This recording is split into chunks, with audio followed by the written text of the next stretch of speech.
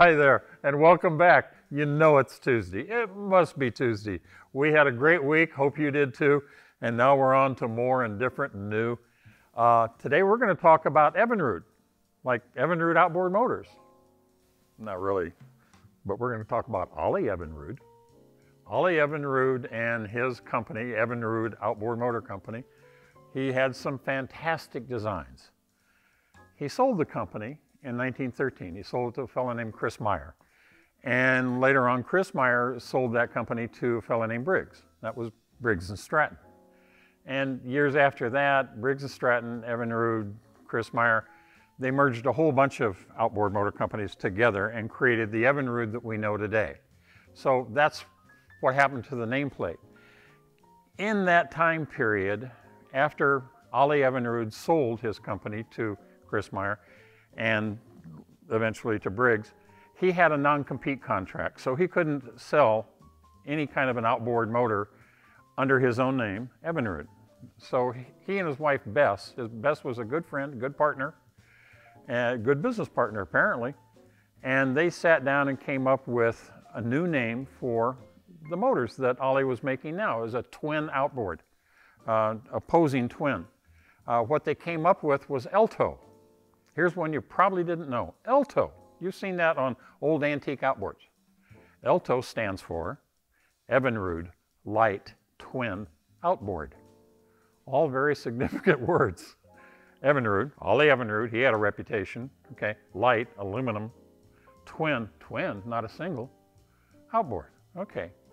And it did really, really well. Well, some people looked at that motor and they said, you know what? That's a thing that can be used for something other than pushing little fishing boats around the lake. And they thought about it and they came up with another use for the Elto motor. They came up with this. This is a quarter midget. And pre-war, in the 30s, late 30s, this was hot stuff. Quarter midget racing was as cool as you could get. And quarter midget racing led to big time racing. We're talking Indianapolis. But you had to start somewhere.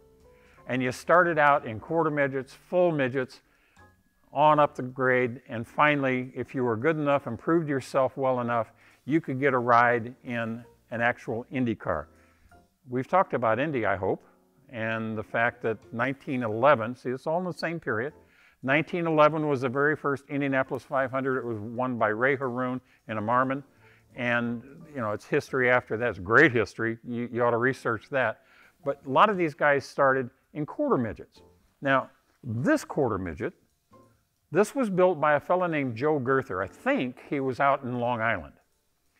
They say he was one of the most prolific builders ever of the era, that he built over 200 midgets.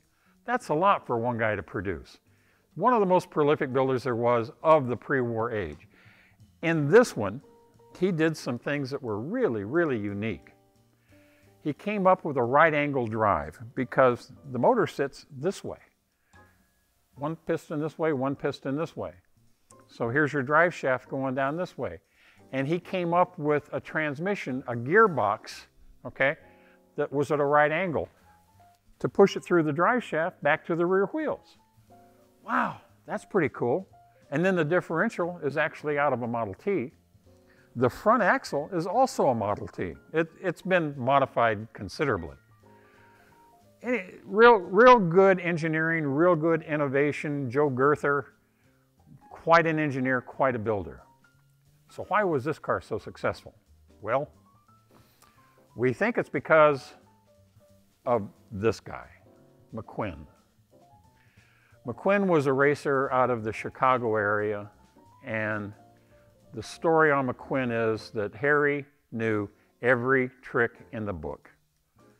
Or if you read a little bit deeper, Harry McQuinn knew every dirty trick in the book. We all cheat as much as we can. Joe Girther knew a lot of tricks. Harry McQuinn knew even more dirty tricks, to the point where other racers were boycotting any race that Harry was ever in. He knew so many dirty tricks, they couldn't compete, they couldn't win, they couldn't beat Harry. They just stopped going. Well, what are you going to do about that? Indianapolis had the answer. They made him the chief steward. He knew all the tricks. So that's where Harry ended up, was as the chief steward of rules at Indianapolis. That makes perfect sense.